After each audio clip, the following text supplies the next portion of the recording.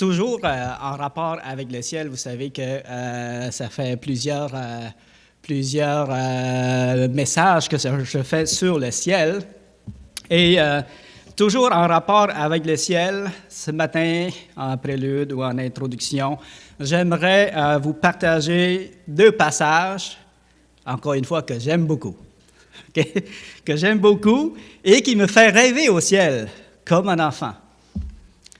Puis, dans le Seigneur, c'est bien de rêver comme un enfant. OK? C'est bien de s'attacher aux promesses de Dieu, de faire confiance en notre Seigneur, comme des enfants qui ont confiance en leurs parents. OK? Le Seigneur a dit, le verset exact, si vous ne recevez le royaume de Dieu comme des enfants, vous n'entrerez pas dans le royaume de Dieu. Le verset exact, je ne me souviens pas, mais vous le connaissez. Donc, c'est cela. Alors, j'aimerais vous demander de tourner avec moi dans Daniel 12, le verset 2.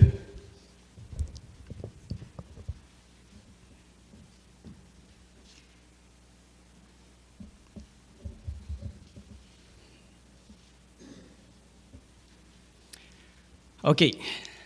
Plusieurs de ceux qui dorment dans la poussière de la terre se réveilleront, les uns pour la vie éternelle, les autres pour l'opprobre, pour la honte éternelle. Alors, j'ai bien aimé la présentation de notre frère tantôt, l'image qu'il a projetée en avant et l'écriture qui disait « le retour du roi ».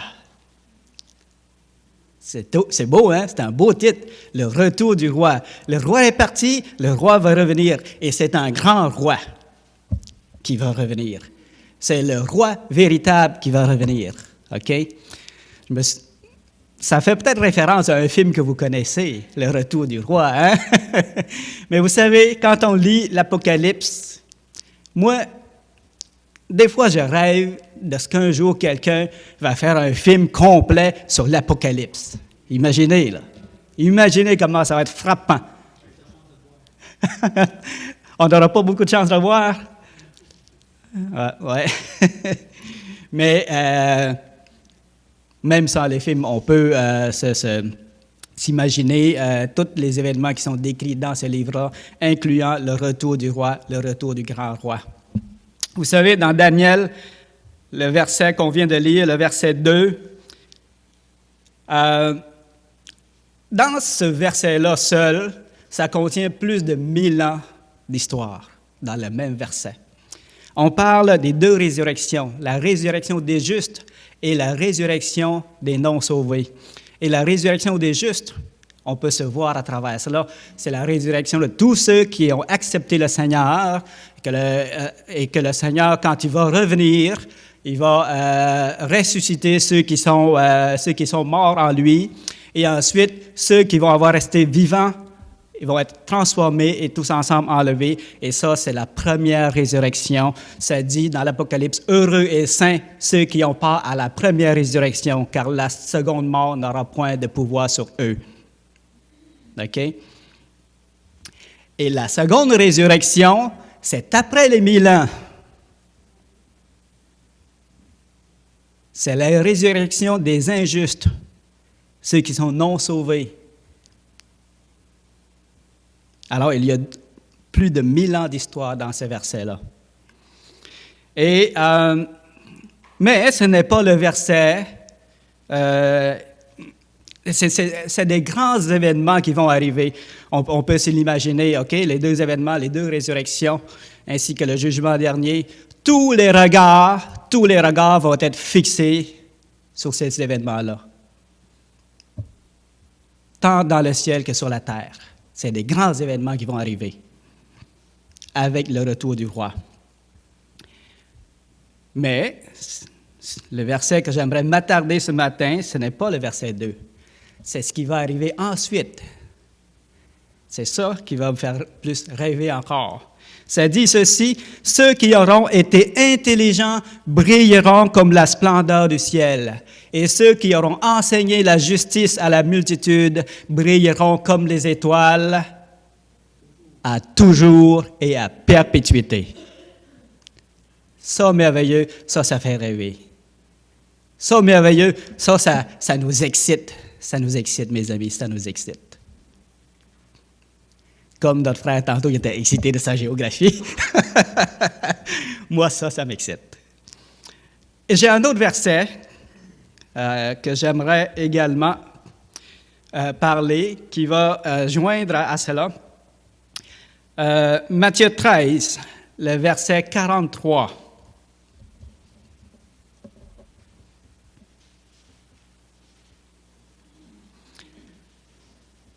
Voici ce que ça dit. Alors les justes resplendiront comme le soleil dans le royaume de leur Père. C'est qui les justes? Nous tous. Alors les justes resplendiront comme le soleil dans le royaume de leur Père. Et ça dit que celui qui a des oreilles pour entendre, entende. Pourquoi? Parce que voici une grande révélation. Une grande révélation que le Seigneur vient de faire et qui surpasse ce que les hommes ont pu imaginer. Imaginez, il y a beaucoup de justes. Ça va être éclairé dans le royaume de Dieu. OK? Ça va être éclairé. Alors, les justes resplendiront comme le soleil dans le royaume de leur Père. Moi, quand je regarde ça, là, ça me fait rêver. Éternel Dieu Tout-Puissant, tu es grand, tu es digne de louange, d'honneur et de gloire, Seigneur. Voici ta parole, voici tes projets, voici tes promesses. Seigneur, nous voulons plonger nos regards dans ta parole et voir ce que tu tiens en réserve pour ceux qui t'aiment, pour ceux qui marchent dans tes voies, pour ceux qui t'adorent, pour ceux qui ont donné leur cœur à toi, Seigneur, ceux que tu as lavés, purifiés et blanchis dans le sang de ton Fils, Seigneur. En grand héritage les attend. Alors, Seigneur, ce matin, nous voulons regarder et plonger nos regards là-dedans, Seigneur. Sois avec nous, fortifie-nous, Seigneur Dieu, et parle à nos cœurs ce matin. Nous avons vraiment besoin de t'entendre parler, Seigneur Dieu. Nous avons vraiment besoin que tu nous fortifies. Amen. Alors ici, resplendir comme le soleil, moi je vois ça pour moi, ça signifie resplendir de gloire, resplendir de joie, et ainsi de suite. Les deux vont ensemble. Ça, ce n'est que le prélude comme tel, l'introduction à mon message, parce que ça va rejoindre cela ce matin par rapport encore dans le même thème qui est le ciel. J'aimerais parler d'un grand héritage que le Seigneur a pour nous et j'aimerais vous parler du nouveau corps ce matin. Le nouveau corps. Parce que dans tous les messages du ciel que je vous ai parlé, je n'ai que glissé quelques mots concernant ça. Pourtant, c'est une grande chose. C'est une grande chose que le Seigneur nous promet, OK? Et c'est bon d'être comme des enfants, puis de regarder cela, puis de désirer cela avec foi et confiance. Alors, je ne sais pas pour vous, mais pour moi, l'idée d'avoir un nouveau corps, ben, c'est merveilleux. C'est merveilleux. Imaginez, là, être délivré de ce corps de souffrance et de mort, puis revêtir un corps nouveau, glorieux et immortel. Pas merveilleux, ça? C'est merveilleux. Et j'aurais tendance à dire que, en tout cas pour moi, j'aurais tendance à dire que c'est la plus grande promesse. Mais je ne dirais pas parce que dans le Seigneur, il y a beaucoup de promesses qui sont aussi belles les unes que les autres, qui sont grandes, et ça va être difficile de toutes les mettre dans une liste puis de trier par ordre de grandeur pour savoir laquelle est la plus grande. OK? Mais pour moi, c'est une grande promesse auquel je m'attache. Et comment je pourrais dire? Difficile d'exprimer mon élan, là, mais en tout cas, qui me rend heureux. Qui me rend heureux. Alors, comme j'ai dit, il y a beaucoup de promesses dans le Seigneur. Et j'aimerais vous dire que c'est en Jésus seul, qu'on a toutes ces grandes promesses-là. OK? Pas dans les hommes, pas dans le savoir des hommes, mais en Dieu qui a le pouvoir sur toutes choses. OK? Qui a le pouvoir de s'assujettir toutes choses.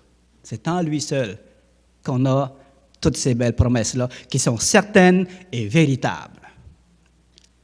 Il n'y a pas de preuve scientifique, je ne peux pas vous donner de preuve scientifique. Vous devez croire ou ne pas croire, tout simplement.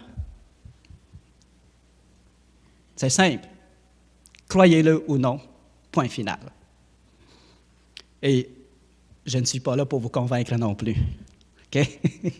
Je suis ici pour vous faire part de ce que le Seigneur a promis pour chacun de nous, pour chacun, à chacun de ceux qui croient. Pour ce qui est du corps mortel, le corps actuel que nous avons, on sait que ces jours sont comptés. Hein? Ces jours sont comptés. On n'a pas besoin de regarder bien loin. On n'a qu'à se regarder les uns et les autres. Puis tout le monde peut me regarder aussi. Hein? On voit que ce corps est en train de périr, est en train de dépérir. Je vieillis. J'ai de la misère. Je ne sais pas si vous remarquez, à chaque fois, j'ai de la misère à voir. Alors, les lunettes. Non, j'ai mes verres de contact, mais ça ne marche pas trop. Alors, c'est la vieillesse, c'est le dépérissement du corps. OK? Et l'homme, dans tout ça, avec tout son savoir, ne pourra jamais immortaliser la chair que Dieu a d'avance condamnée à l'anéantissement. Jamais. Jamais. Il a dit ceci dans Genèse 3,19. « C'est à la sueur de ton front que tu mangeras du pain, jusqu'à ce que tu retournes dans la poussière d'où tu as été pris. Car tu es poussière et tu retourneras dans la poussière. » OK? Donc, il ne faut pas se leurrer. Avec des progrès scientifiques qui pourraient tendre à affirmer qu'un jour, l'homme pourra devenir immortel. Parce qu'il y a des études, il y a des travaux présentement pour essayer de rendre l'homme immortel. On va le voir tantôt. Mais qu'est-ce que l'on sait dans la parole de Dieu? Et qu'est-ce qu'on sait de la chair? La chair est mortelle. Pas dans le sens de poison mortel, mais la chair est mortelle. Et dans 2 Corinthiens, l'apôtre Paul appelle ça des vases de terre. Nous sommes dans des vases de terre qui s'effritent, qui se brisent et qui se détruisent tranquillement. La mort nous atteigne à coup sûr, OK? À coup sûr. Et ça, c'est une loi universelle. Ça, c'est une loi universelle. Aussi immuable que le temps, que la chair est mortelle. Tout le savoir humain ne pourra venir à bout de ce que Dieu a souverainement déclaré en disant « Car tu es poussière et tu retourneras dans la poussière. » OK? Maintenant, on va parler de la quête de l'immortalité. Wow! Tout qu'un beau, une belle quête. Vous avez déjà entendu parler de la fontaine de jouvence ou d'élixir d'immortalité. On voit ça dans les films. Il y a plusieurs autres choses que, soi-disant, que l'homme pourrait trouver, avoir en sa possession, des affaires comme ça, pour accéder à l'immortalité. Il y en a même qui vendent leurs âmes au diable pour le pouvoir, la richesse et l'immortalité, mon ami. Mais tout cela n'est que poursuite du vent. Dieu seul peut nous rendre immortels. Dieu seul peut nous donner l'immortalité. OK?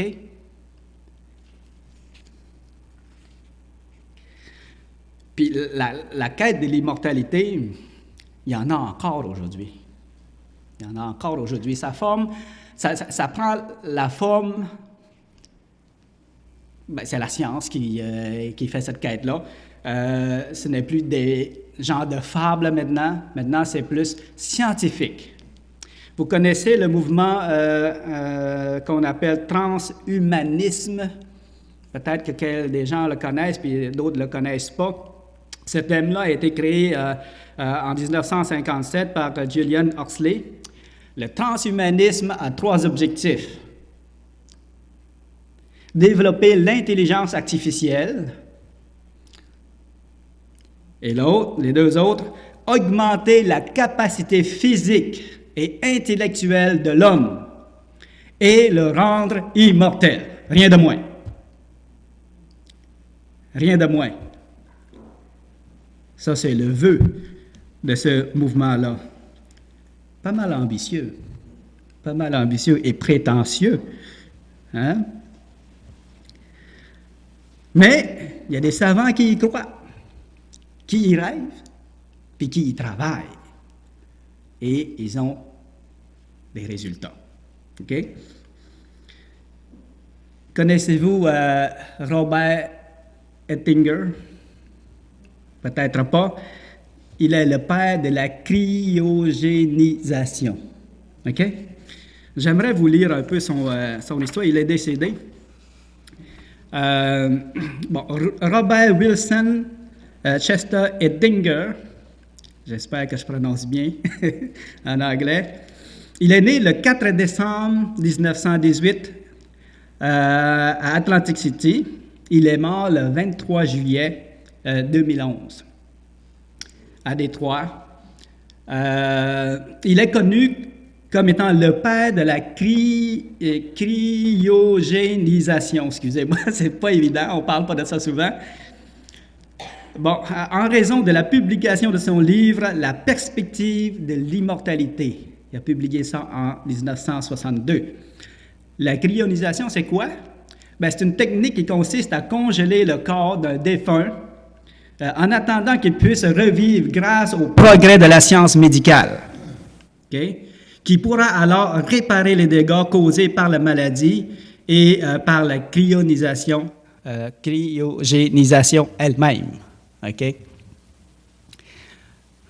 Et ça se fait, là. Ça se fait.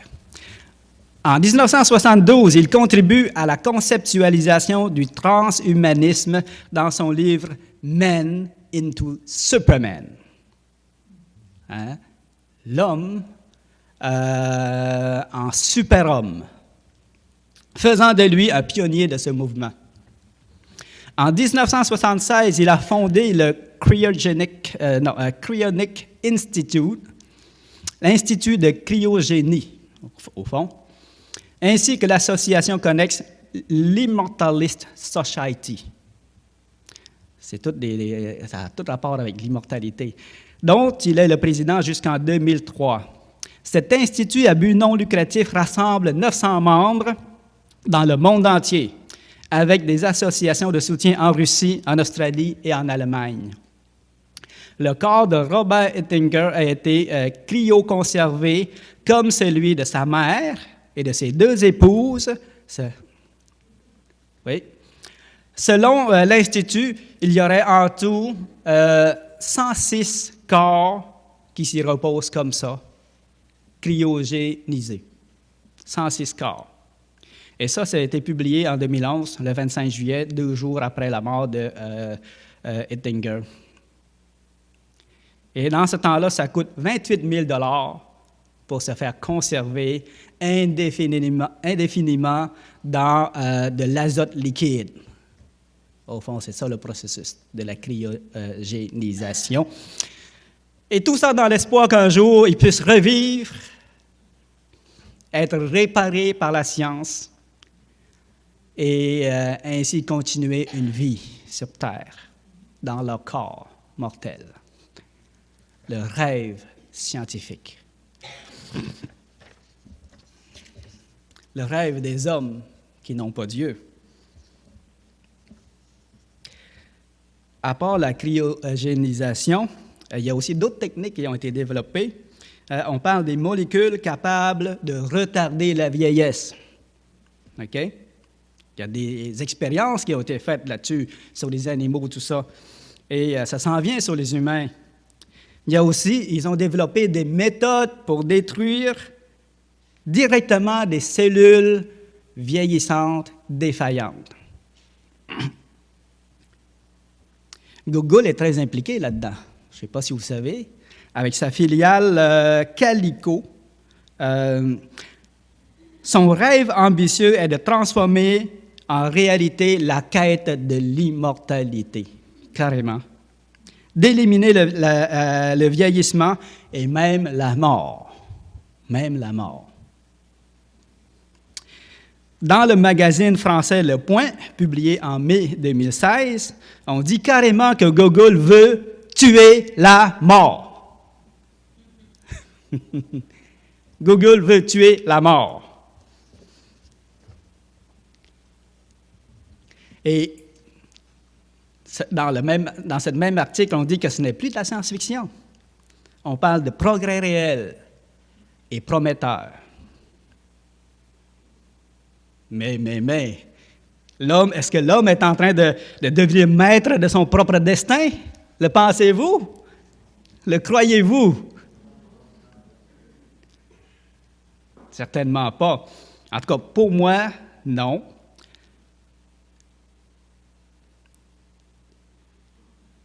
Que Dieu puisse permettre à l'homme de trouver et de maîtriser la recette de l'immortalité, ça, je n'y crois pas. Je n'y crois pas. Et on trouve la réponse dans Genèse 3, le verset 22. Si vous voulez tourner avec moi. Il y a des réponses qui sont claires dans la Bible face à ce sujet-là.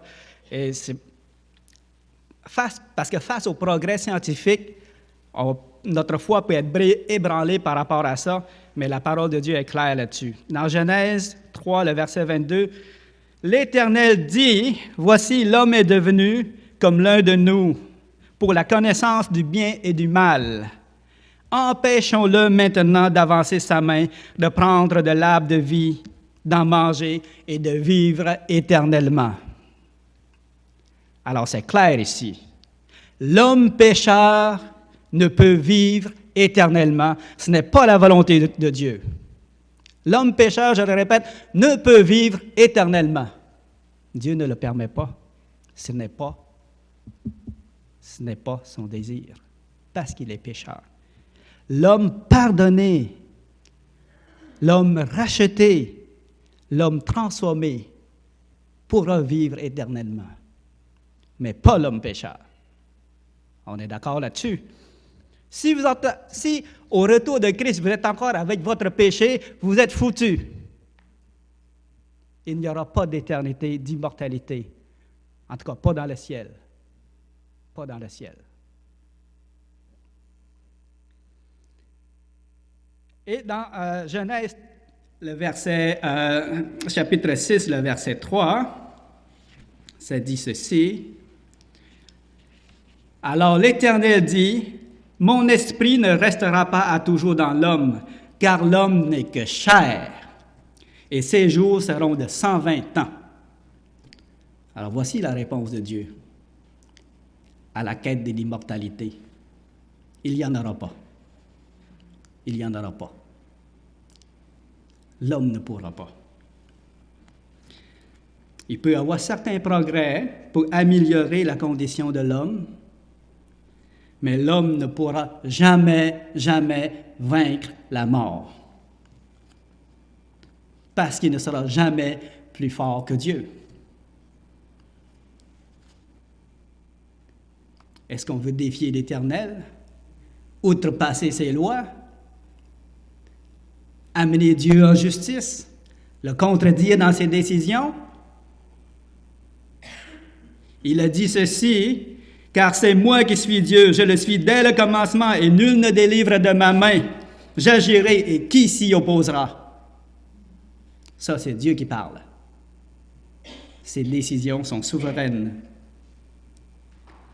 Serons-nous plus forts que lui? l'homme, avec son savoir, cette technologie, serait-il plus fort que Dieu? La réponse est non. Parce que voici, toute la terre est dans le creux de sa main, là, comme une motte d'argile. S'il faisait ça, qu'adviendra-t-il de l'homme et de son orgueil? Personne n'entendrait plus parler. C'est ça la souveraineté de Dieu.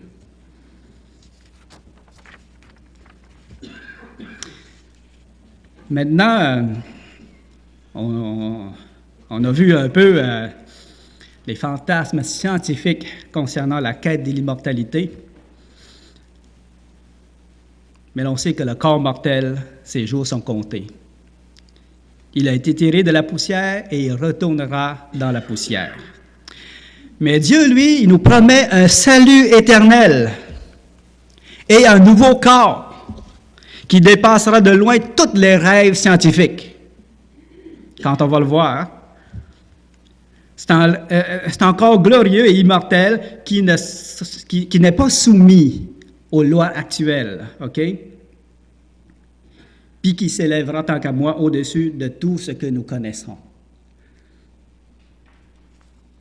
On ne parlera pas d'une petite amélioration de ce que nous sommes, mais on parle d'une transformation complète de notre corps en un corps glorieux. OK? Une transformation complète. Bon, assez parlé de cela. J'aimerais qu'on puisse aller lire ensemble les versets concernant ça. Dans Romains 8, le verset 22.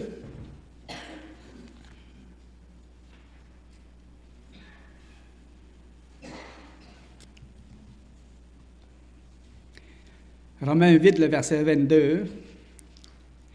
Or, nous savons que jusqu'à ce jour, la création toute entière soupire et souffre les douleurs de l'enfantement. Et ce n'est pas elle seulement, mais nous aussi qui avons les prémices de l'Esprit, nous aussi nous soupirons en nous-mêmes en attendant l'adoption, la rédemption de notre corps. Ici, on parle de la rédemption de notre corps. Ce n'est pas encore arrivé. C'est à venir. C'est à venir, ça. Dans notre cas, nous avons été régénérés, transformés par le renouvellement de l'intelligence.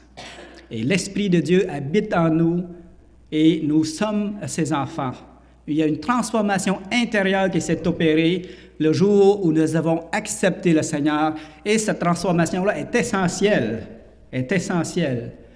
pour être en communion avec le Seigneur et le servir, et ainsi de suite, et pour être éligible au royaume à venir.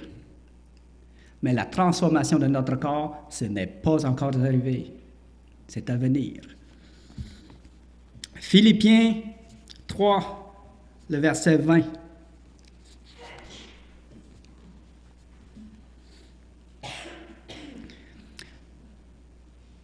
Mais notre cité à nous est dans les cieux, d'où nous attendons aussi comme sauveur le Seigneur Jésus-Christ, qui transformera le corps de notre humiliation en le rendant semblable au corps de sa gloire par le pouvoir qu'il a de s'assujettir toutes choses. Alors ici, on parle de transformation de notre corps d'humiliation en un corps semblable au corps de sa gloire. Parce qu'il a le pouvoir. Parce qu'il a le pouvoir. Pas comme les hommes qui essaient par toutes sortes de moyens, de technologie et d'expérience pour essayer de franchir la barrière que Dieu a mise. Le Seigneur, c'est lui qui a mis la barrière. Et le Seigneur, c'est lui qui va l'ôter la barrière. OK? Pour tous ceux qui croient en lui. Matthieu 22.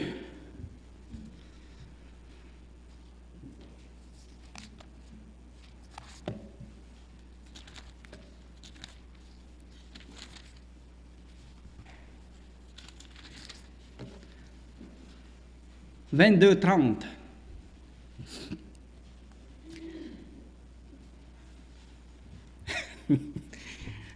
J'ai encore la misère avec ma vue. « Car à la résurrection, les hommes ne prendront point de femmes, ni les femmes de Marie, mais ils seront comme les anges de Dieu dans le ciel. Alors ici, on parle qu'ils seront comme les anges dans le ciel. Et dans 1 Jean, le verset, chapitre 3, verset 2,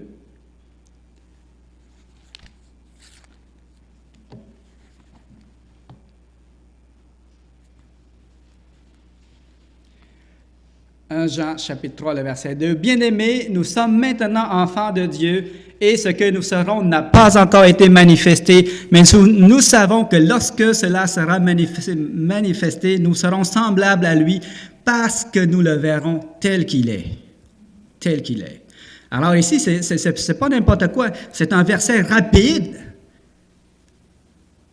mais on a intérêt à s'attarder sur ce qui est dit ici. OK? C'est très important. Nous serons semblables à lui parce que nous le verrons tel qu'il est. Avec le nouveau corps, nous allons être capables de supporter la gloire de Dieu et de rester en sa présence. Parce que nous serons semblables à lui. Pas n'importe qui. Ce n'est pas dit que vous serez semblable à Elvis. Hein? Ou, je ne sais pas moi, à quelqu'un d'important, de beau ou de belle. Non, non. Vous serez semblables à lui. Nous serons semblables à lui. Et on ne l'a jamais vu encore dans toute sa gloire.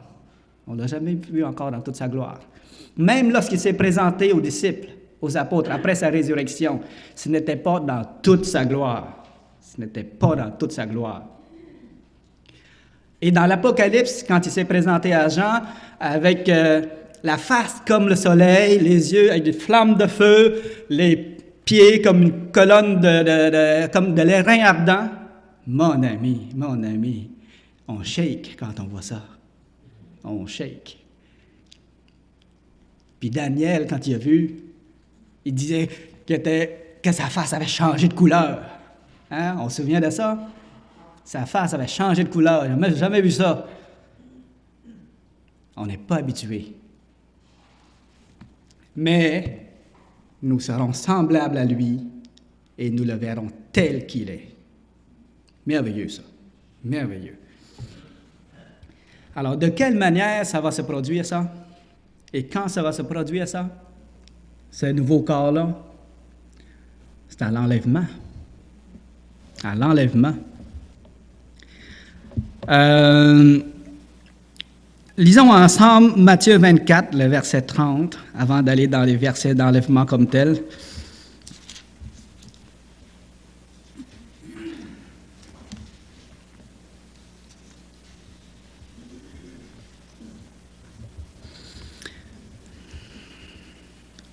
Matthieu 24, verset 30. « Alors le signe du Fils de l'homme paraîtra dans le ciel. Toutes les tribus de la terre se lamenteront, et elles verront le Fils de l'homme venant sur les nuées du ciel avec puissance et une grande gloire. » Alors, comme on a vu tantôt avec Steve, « Il enverra ses anges avec la trompette retentissante, et ils rassembleront ses élus des 4 vents depuis une extrémité des cieux jusqu'à l'autre. » Donc, on parle des anges qui vont rassembler les enfants de Dieu, les élus de Dieu. Dans 1 Thessaloniciens, le chapitre 4, on fait beaucoup de tournage de pages ce matin. 1 Thessaloniciens, le chapitre 4, le verset 15, ça dit ceci. « Voici en effet ce que nous vous déclarons d'après la parole du Seigneur. Nous, les vivants restés pour l'avènement du Seigneur, nous ne devancerons pas ceux qui sont morts. Car le Seigneur lui-même a un signal donné, à la voix d'un archange et au son de la trompette de Dieu descendra du ciel, et les morts en Christ ressusciteront premièrement.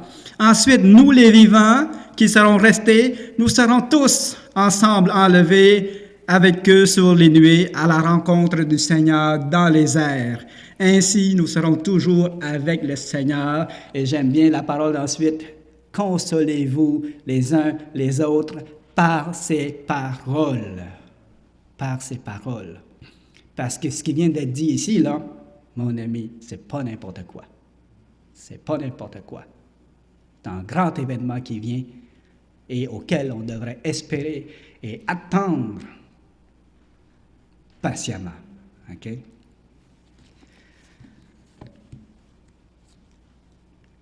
Dans 1 Corinthiens,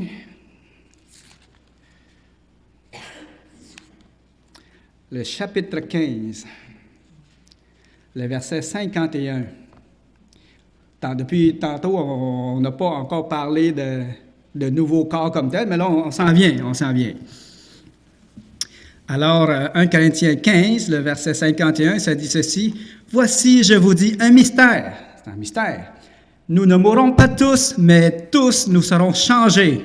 Un instant, un clin d'œil, à la dernière trompette. La trompette sonnera et les morts ressusciteront incorruptibles et nous serons changés. » On parle ici de la transformation, de la transmutation des enfants de Dieu qui vont rester là lorsque le Seigneur va venir. Ils vont être changés.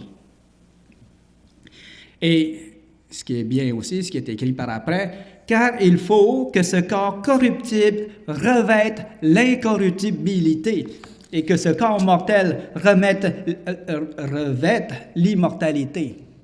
Lorsque ce corps corruptible aura revêtu l'incorruptibilité et que ce corps mortel aura revêtu l'immortalité, alors s'accomplira la parole qui est écrite: la mort a été engloutie dans la victoire. Ô mort, où est ta victoire? Ô mort, où est ton aiguillon? Alors ici, la victoire sur la mort que les hommes cherchent tant par toutes sortes de moyens,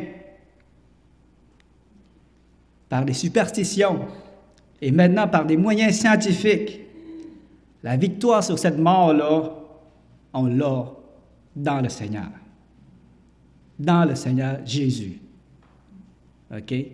Parce qu'il a le pouvoir. Il a le pouvoir. Sur toute chose.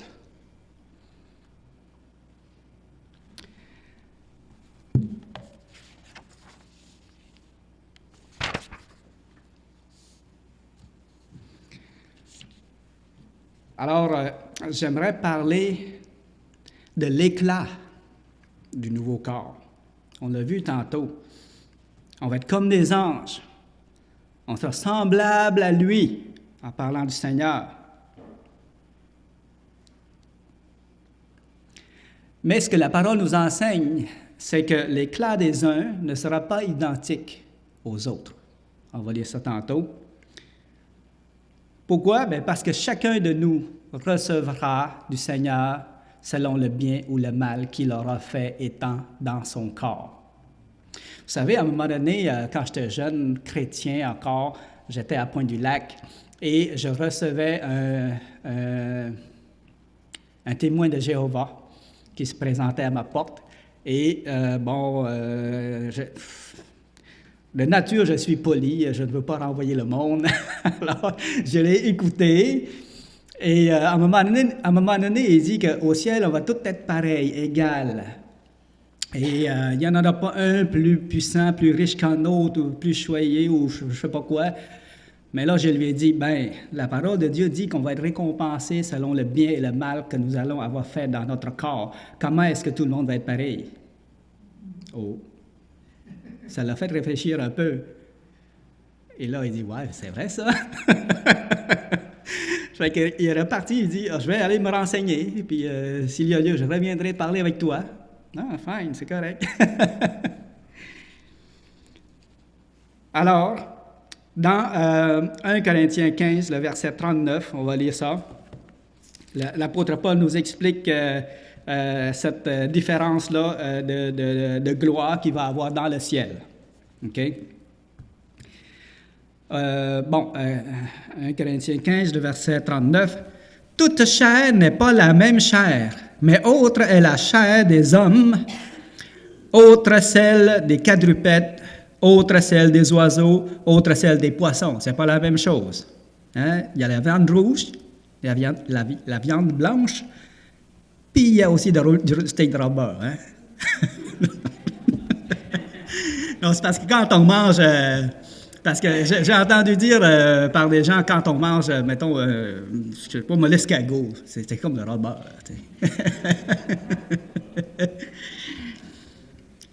Donc, verset 40, « Il y a aussi des corps célestes et des corps terrestres, mais autre l'éclat des corps célestes, autre celui des corps terrestres. Autre est l'éclat du soleil, hein, on le voit, autre l'éclat de la lune, autre l'éclat des étoiles. Et même les étoiles se diffèrent en éclat les unes des autres. Ils ne brillent pas tous pareils, les étoiles. Et là, ça dit ceci. Ainsi en sera-t-il de la résurrection des morts. Il va en être ainsi également. OK?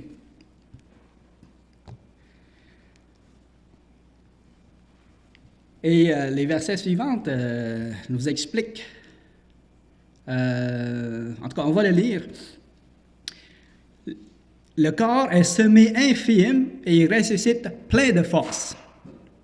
Il est semé animal, il ressuscite spirituel.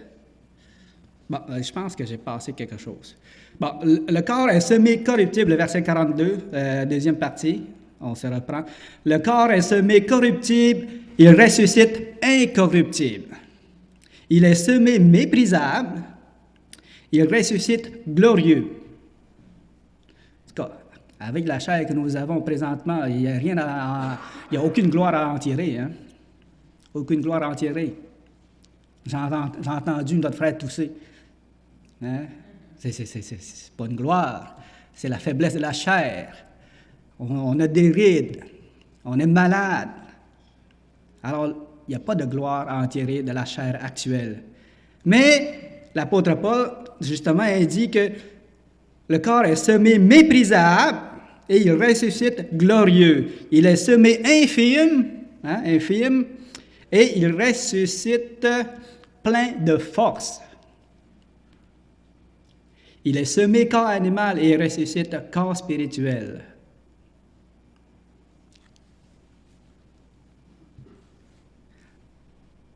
Wow! Alors, le nouveau corps sera glorieux et incorruptible. Souvenez les deux versets, le beau verset dans Daniel. Hein? Ceux qui auront été intelligents brilleront comme la splendeur du ciel, et ceux qui auront enseigné la justice à la multitude brilleront comme les étoiles à toujours et à perpétuité. Et Jésus de dire, alors les justes resplendiront comme le soleil dans le royaume de leur Père. Alors voilà ce que Dieu nous promet. Voilà ce que Dieu nous promet. Voilà l'héritage des saints qui sont saints en Jésus-Christ. Qui sont saints en Jésus-Christ. Vous recherchez la gloire et l'immortalité?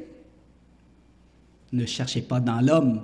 Ne cherchez pas dans les hommes, ni dans le savoir des hommes, mais cherchez-le dans le Seigneur, qui a pouvoir sur toutes choses et par qui toutes choses existent, parce que c'est à lui qu'appartiennent la puissance, la richesse, l'autorité, la gloire et l'immortalité. OK? C'est à lui qu'appartiennent tout ça. Et il le donne à qui il lui plaît. Il le donne à qui il lui plaît. Il le donne à ceux qui viennent à lui, qui l'acceptent comme Seigneur et Sauveur, qui acceptent son autorité dans sa vie, qui ne le refusent pas, qui ne le rejettent pas. Imaginez, si vous le rejetez, comment est-ce qu'il pourra pouvoir se donner à vous? Il le donne à ceux qui l'acceptent, qui viennent à lui, qui le reconnaissent comme Seigneur et Sauveur. Gloire soit rendue au Seigneur parce que plusieurs d'entre nous ici présents, nous avons fait notre choix. Nous l'avons accepté. Nous l'avons reconnu comme Seigneur et Sauveur. Mais il y en a beaucoup qui le rejettent, qui rejettent toutes ses promesses, toute cette gloire à venir, tout le royaume à venir. Ils rejettent tout ça par aveuglement, par aveuglement. Et le Seigneur nous demande d'aller prêcher sa parole, de manifester, d'annoncer cette gloire, cette richesse et ce salut à tous ces gens-là qui vont périr. Que le Seigneur vous bénisse.